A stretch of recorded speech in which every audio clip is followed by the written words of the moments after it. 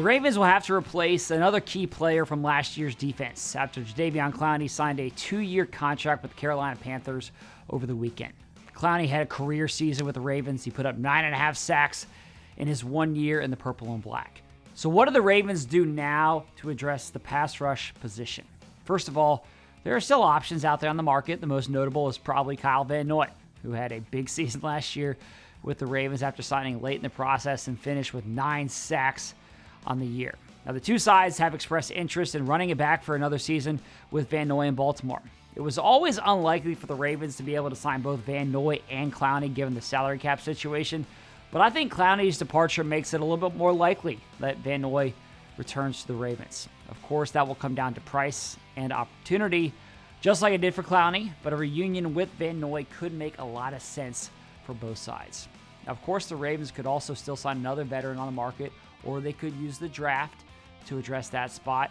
I'm not ruling out either option, but I really think the biggest factor for the Ravens will be looking inward to address the pass rush. The Ravens are hoping for big seasons from both Odafe Oweh and David Ojabo.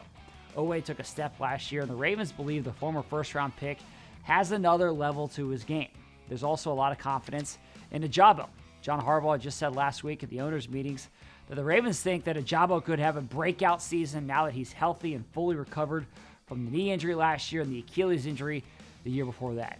The Ravens drafted those two players to be difference makers, and this is a big season for both of them.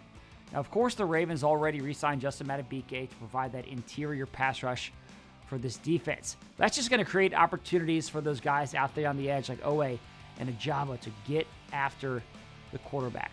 And then another possibility is pulling off a trade. Today's edition of Late for Work breaks down some of the possibilities on that front, so make sure you go read that and check it out on our app and our website. And as we've seen from Eric DeCosta, he is no stranger to pulling off a blockbuster trade, so I will never rule out that option.